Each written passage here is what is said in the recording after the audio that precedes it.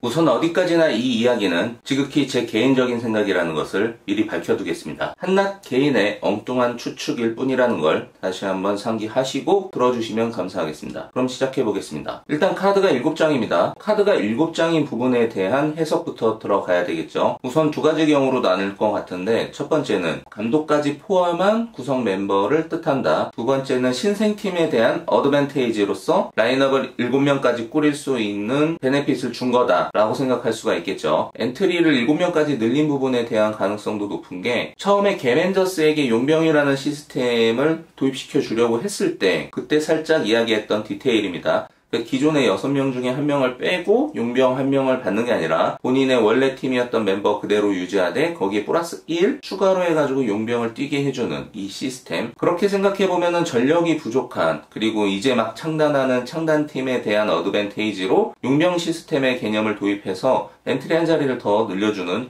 이 부분의 가능성도 높다고 생각을 합니다. 그래서 이 두 가지 경우 중에 하나일 것 같고요. 그리고 그 7장의 카드에 감독이 포함이 되든 안 되든 분명한 거는 감독은 있을 거니까요. 그럼 이 신생팀의 감독은 누가 될까? 이 부분에 대한 것부터 시작을 해보죠. 많은 후보군들이 있었습니다. 아직까지 얼굴을 내비치지 않았던 축구 영웅의 한 명일 수도 있겠고, 전혀 새로운 얼굴의 감독이 될 수도 있겠죠. 근데 저는 그 부분을 한번 집중을 해봤습니다. 거기서 보면 골대녀 최초의 땡땡땡 유나이티드, 그 최초라는 타이틀이 붙어 있는데, 그 최초가 어떤 다른 의미로서의 최초도 있겠지만 이 의미로서의 최초도 있겠다라는 생각을 해봅니다. 최초의 골대녀 여성 감독팀, 한 인물이 떠오르죠. 올 시즌 국가대표 선발전 때부터 얼굴을 비췄던 정가을 선수가 있습니다. 즉 앞에 서사의 베이스를 잘 깔아놨죠. 골대녀 팬들에게도 두 팔 벌려서 환영할 그럴 인물이라고 생각이 듭니다.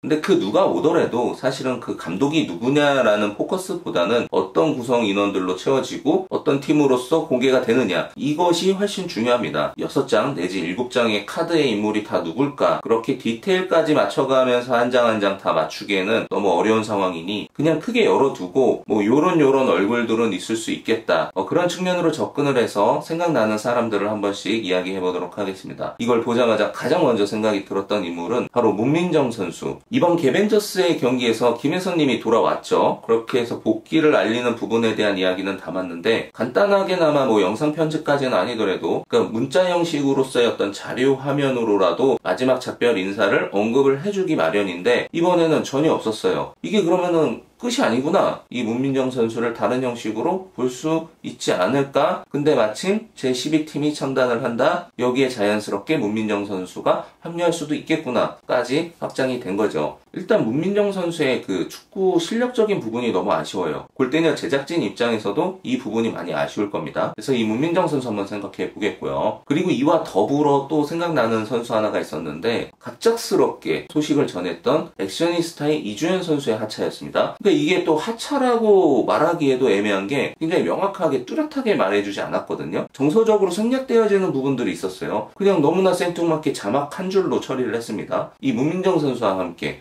이주연 선수가 골키퍼로 이 새로운 팀에 또 활약을 할 수도 있지 않을까 라는 생각을 해봤습니다. 그리고 또한 이 이주연 선수가 가지고 있는 포지셔닝이 골키퍼라는 거죠. 왜냐면 지금 다른 팀들의 상황 보면은 골키퍼에 누구 시키느냐가 정말 쉽지 않은 문제거든요. 그래서 이 골키퍼 부분에서의 인재들에게 접근해서 생각을 해봤습니다. 그러면 여기서 나아가면은 또 인물이 생각이 나는 게, 그 유나이티드라는 뜻이 연합이라는 뜻으로 해석을 하고 접근을 해보면 어떤 일의 분야에 국한되지 않고 이게 국가별로서도 넓게 확장해서 바라볼 필요가 있다. 즉 국가의 연합도 여기에 존재할 수 있겠다라는 생각을 해봅니다. 우리가 이 골키퍼 부분이랑 또 연계해서 생각해 볼 수 있는 인재가 하나 바로 생각이 나죠. 바로 일본 대표팀의 골키퍼였던 이시이 선수가 있습니다. 제 도모다치이기도 한 이시이 선수가 골키퍼로서 깜짝 카드로 합류할 수도 있지 않을까? 명분은 충분합니다. 연합이라는 부분에서 이 부분이 녹아 들어가요. 자, 이왕 그러면 국가의 연합까지 확장이 됐다라고 한다면 이 부분에 어떤 선수들이 들어와도 이상하지가 않을 것 같아요. 즉 일본 대표 대표팀에 뭐 요코야마 선수도 올 수도 있는데, 근데 이 부분은 아예 언급을 하기 싫은 게 뭐냐면 이건 개인적으로 원하지가 않아요.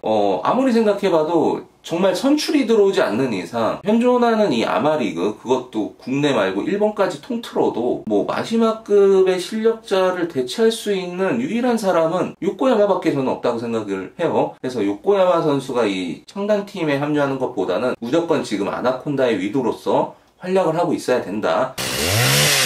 수리공. 그 부분에 대한 거는 이렇게 정리를 하겠습니다. 그래서 되려 기존의 월크를 스쳐 지나갔던, 대표적으로 에바 선수가 있겠죠. 그런 느낌으로서 뭐 과거에 월클에서 뛰었던 어떤 선수 하나가 외국인으로서 합류해서 뛸 수도 있겠다까지 한번 생각을 해보았습니다. 그러면은 이제 이 부분으로 자연스럽게 확장이 되는 것 같아요. 골대녀를 이미 했던 누군가가 들어올 수 있겠다. 그러면 또 이 부분에서 가장 먼저 이야기 나올 사람들을 정리하고 넘어가겠습니다. 뭐 이정은, 송소희, 일단 이정은, 송소희는 거기까지 이야기하지 않겠습니다. 이건 너무 숱하게 했던 이야기여서 그들의 출연 가능성은 거의 제로에 가깝기 때문에 그 두 사람을 일단 제외하고, 저는 사실 제 12창단팀의 그 내용을 설명해 줬을 때 보고 나서 가장 먼저 떠올랐던 게 이 박선영 님이긴 합니다. 근데 이 부분도 저는 나이 때문에 어려워 보이긴 합니다. 그러니까 일단 제 입장에서 누나라고 불러야 되는 인물들은 굳이 이 신생팀을 창단하는데 뽑지는 않았을 것 같다. 그리고 저는 그것도 있어요. 박선영님이 굳이 선수로 다시 돌아와서 플레이를 한다는 거는 본인 개인적으로 너무 큰 리스크를 감내하는 거예요. 가만히 있으면 지금 그 레전드의 위치에서 추앙받으면서 지낼 수가 있는데, 구태여 어느 시점에 돌아와가지고 그 명성에 뭔가 누가 되는, 그러니까 이 누가 된다라는 부분은 결국 실력적인 부분이 될 텐데, 본인이 초창기에 뛰었던 그 압도적 절대자의 모습과 포스를 지금의 수준의 리그에서는 절대 보여줄 수가 없습니다. 그러면은 잘하는 모습보다는 아무래도 그 못하는 모습을 더 많이 보여줄 수밖에 없을 텐데, 굳이 그럴 필요가 없다라고 생각을 해요. 그래서 박선영 님도 여기서 제외시킨다라고 본다면, 골대녀에서 과거에 뛰었던 선수들 중에 다시 와도 이 선수가 충분히 어느 정도 역할을 해줄 수 있겠다. 그리고 화제성도 있고, 그리고 더불어 성장 가능성까지도 포함하고 있는, 여전히 막강한 느낌을 줄 수 있는 그런 출연자 누가 있을까 생각을 해봤습니다. 봤을 때 저는 예전에 그 블라비에서 뛰었던 강소연님이나 아니면 이 주명님, 작년에 우리가 용병을 가지고 이야기했을 때 가장 많이 나왔던 인물 중에 또 한 명이죠. 그러니까 이거는 언젠가 한번 풀기는 풀어야 돼. 뭐 안 나오더라도 뭐 요즘 어떻게 지내는지 소식이라도 어디서 알려줬으면 좋겠어. 골대녀 안에서의 신비주의가 점점 시간이 지나면 지날수록 더 부풀어 오르고 있습니다. 그래서 이 주명 선수까지도 한번 생각해 볼 수 있지 않을까. 그래서 그 한 장 한 장의 카드에 각기 다른 히스토리 접근 방식으로 생각을 해보면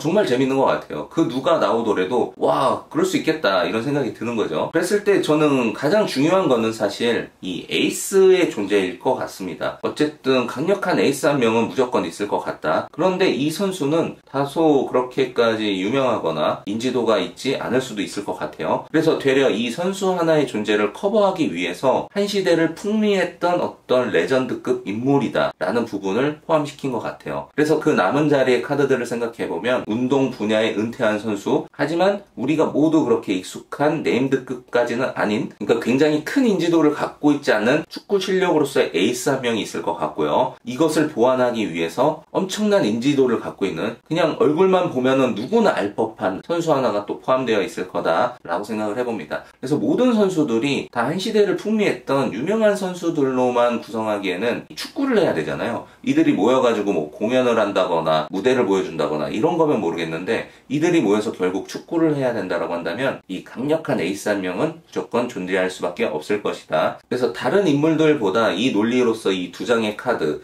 여기에 포함되는 인물을 생각해 보는 게 굉장히 재밌을 것 같아요. 그래도 오늘 이야기한 인물들 중에 한 명 정도는 포함되어지지 않을까라는 생각을 개인적으로 해봅니다. 또 여러분들이 생각하시는 예상이 되는 인물들이 있다면 댓글에 자연스럽게 이야기를 써주십시오. 정말로 이 주제야말로 뭐 스포가 되더라도 우리가 재미있게 이야기할 수 있는 부분인 것 같아요. 그러니까 자유롭게 뭐 나는 이미 다 알고 있다 뭐 이런 식으로 접근하셔서 얘기하시더라도 뭐 다른 분들이 재미있게 들어줄 수 있을 것 같아요. 자유롭게 이야기 나눠주시고, 저도 그 이야기들을 통해서 전혀 생각하지 못했던 접근으로서 어떤 인물들을 마주하면 굉장히 재밌을 것 같습니다. 그리고 생각해보면 그렇게 멀지 않았습니다. 앞으로 3경기가 끝나고 컵 대회가 시작하게 되면 그때 정식으로 소개가 될 테니까 너무 설레이네요. 그러니까 골대녀가 올 시즌 그런 것 같아요. 쉬어가는 틈을 안 주네. 살짝 뭔가 루즈해질 것 같은 타이밍에 이렇게 새롭게 뭔가 엄청난 카드들을 하나씩 꺼내들면서 이 흥행을 발전을 계속 이어가고 있습니다. 아주 바람직한 부분이다라고 칭찬해드리고 싶고, 어쨌든 이 돌아올 컵 대회의 기대치가 그만큼 한층 더 업그레이드가 됐습니다. 그러니까 저는 신생팀도 신생팀인데 여기에 못지않게 아나콘다의 위드, 그러니까 그 요건에만 여기 와야 된다고.